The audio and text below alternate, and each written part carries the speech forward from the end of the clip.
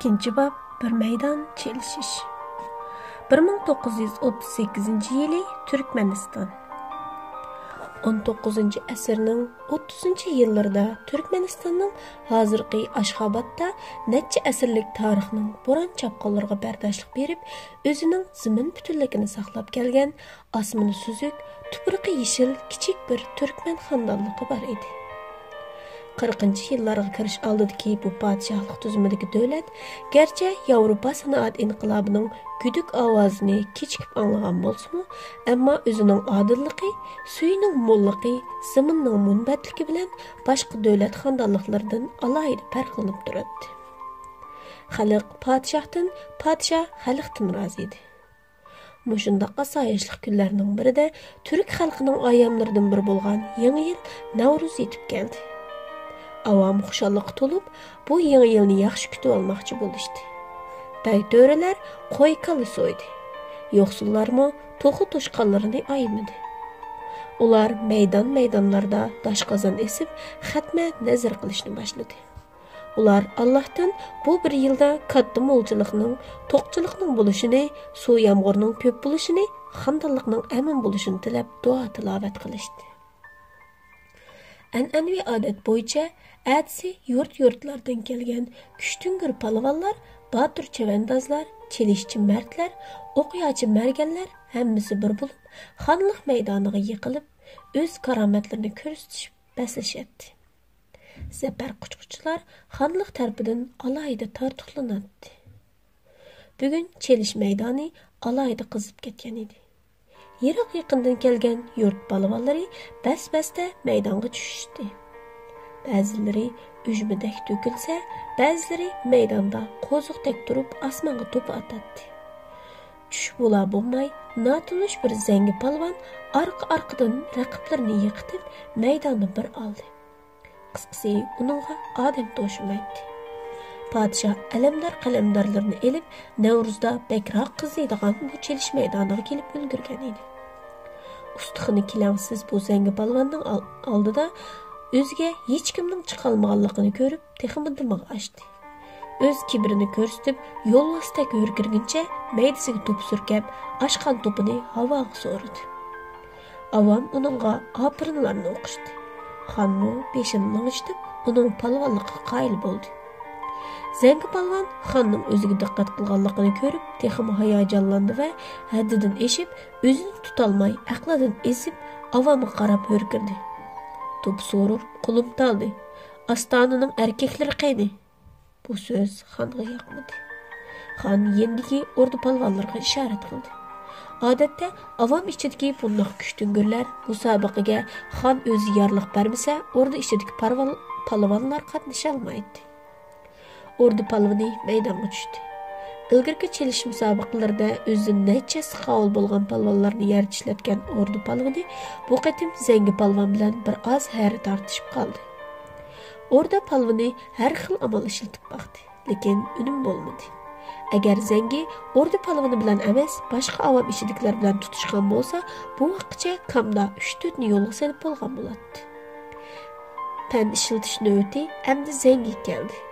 Uyan qilib, shundoq bir kuch bilan ordu palvonini yerdan yulib elib, chalma atgandek etiverdi.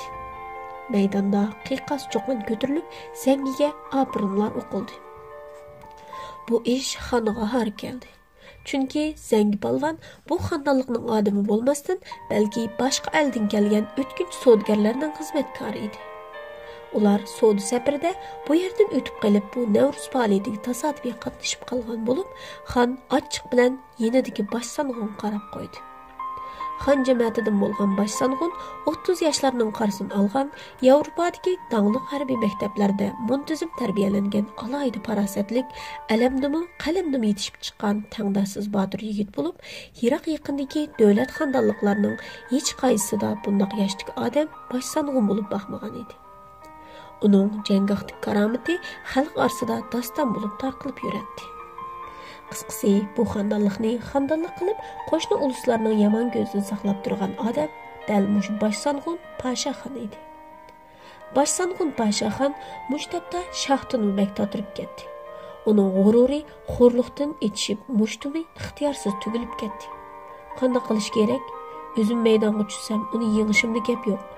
Biroq tosh yurtdan kelgan bir palvonga odam chiqmay xandonliqning bosh solg'ini o'zi tushibdi deyishsa, qanday qilg'ili?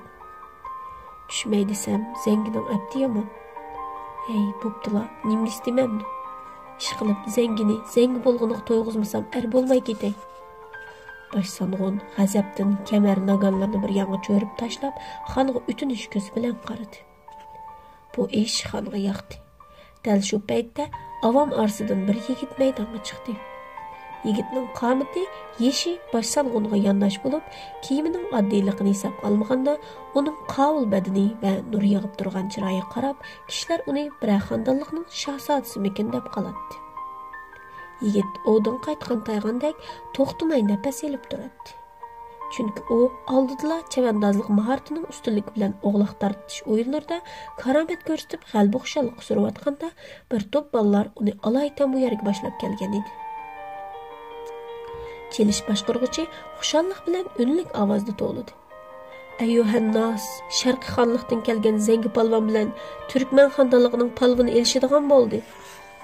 Kishilar hurra alqish yangratdi. Bolalar bu yigitning atrofiga o'lishib olishdi. Yigit maydonga tushdi. Allah karomat boshlandi. Qarmoqqa yigitning jug'i zangininkidan kichik ko'rinsimi, lekin uning chelishqandagi chabdas harakati baayni yugurayotgan yelpizning harakatiga o'xshaydi. Zangi ko'p xil hujumlarni qilib baqdi. Natijasi bo'lmadi. Kuchab baqdi, yigit tutuq bermadi. Zangi bari kuchi bilan uni yerdan yo'lib ostiga bosmoqchi bo'ldi. Bu chaqda u xuddi bo'g'mi yilondek uningga yepishib oladi. Zangi əmdi uni yanpashqa elib salay deganda harakatchan bilini bəyni Ağmıxanның bilidək hərəkətləndirib çəbdəslik bilan uningdan ajrab oladi. İki tərəf qattiq tutuşub ketdi. Bütün meydandakilar o'zi xandonliqning yigitiga yon bosadi.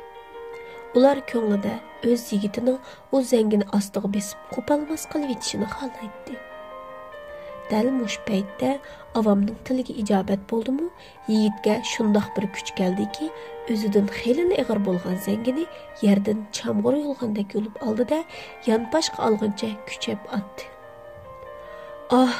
Qilgan ingrash ovozi bilan bichora zangi palvonni xudo urdi. U yotgan yerdan qo'pil tamshalganda ondan maydasiga urib to'p so'ragan o'ng qo'lning sunib qarg'a kelmaganligini his qildi. Avam xalq yigitning yeniga ko'rrida yig'ilib, uni orsiga elib oldi. Hamda uni osmonga etib, g'alba tomoshosi qilishdi. Xon bilan boshlanganni xushalliqda o'rnidan turib ketdi. Xalq bu ahvolni ko'rib, o'z palvonini ko'tarishguncha xonning oldiga elib keldi. Chunki ular xonning bunday xushallik ichida bu palvon yigitni yaxshi tartiqlaydiganligini obdan biladi. Xon kulib so'rdi: "Qaysi otining go'virisan bolam? Nam sharpang nima?" Gülistanımızdaki kitapçı Jalal Shayxning yalğız oğlu Yavuzbek bo'laman shohim. Seni baqqan atanga salamlar bo'lsin o'g'lim. Xohlasam ishkim san uchuq. Ma'qul ko'rsam faxrim va kelajagim bu song'unimga qarindosh bo'lgin. Xon o'zining o'g'ildek ko'rinadigan bosh song'uniga ma'nlik qarab qo'ydi. Bosh song'uniga bu gap bak yoqdi. Hem xonning so'zidan suyunib, xushalliqida yenidagi yoqut ko'z qo'yilgan oltin dastalik qalamtirashni darhol xonga qo'sh qo'llab sundi. Bu qimmatbaho qalamtirach endilikda Jalol Shayxning o'g'li Yavuzbekning mukofoti bo'lish oldida turadi. Xon o'z qo'li bilan qalamtirashni yigitga berdi. Yigit rahmat aytib, bu suyunchini qo'sh qo'llab oldi. Atrofdagi xalq xonning va bosh song'unning oliyjanob mardligiga ichidan opirin o'qishdi. Hurra alqış sadalari xonliq maydonni bir oldi. Shu chaqda bir to'p pishiq bolalar bir nimani ko'tarishguncha yiroqdan yugurishib kelib varqirash qildirdi. Yavuzbek, o'qiyayingda keldik. Endi u yerga bormasak mukofotni boshqalar elib ketadi. Tez bo'lgin. Yigit beshini ko'tarib xonga qaradi. Xon nihoyat xushallik bilan uning mo'risiga urib turib aytdi: "Barg'in o'g'lim, kirichingni bulishiga tart. Qalbingdan Navruz kulsun, xonliqim kulsun. Sen bizning balimiz." Yigit o'rnidan turib, xonga va bosh solg'unga qarab illiq kulimsirdi va rahmatini bildirdi. Andın bayanqı chavandozlik bəygisida mukofot olgan alayda kashtilik tilla qachlangan hamyanni yenidan chiqarib xon bergan oltin dastlik qalamtirashni ichiga soldi. Hamyanning og'zini ching bo'g'ib, biliga mahkam tangandan keyin ballar bilan yugurishib marganlarga maydonga ketdi. Xon yiroqdan uningga nazar soldi. Andın baş sanğını qarab ulug' kichiktinib aytdi. U yoshliqimni esimga soldi. Sen uni aziz bilib o'zing e'tiborlaydigan go'harni uningga berding. Pashaxon, esingda bo'lsinki, zimin tex illig'ini yo'q. Bo'ron chaqinliq kunlar oldimizda. Beshimdagi bu tojga tenim ojizlik qilyotdi. Amdi sanğınlıq kamerangni tashlab, meni yenikiltadigan chag'ing bo'lay dedi. Bilsang, unch marvoyatning qimmatini faqat Javohirxonda o'g'lim. Barg'in, ich teshing Javohirga to'lsin.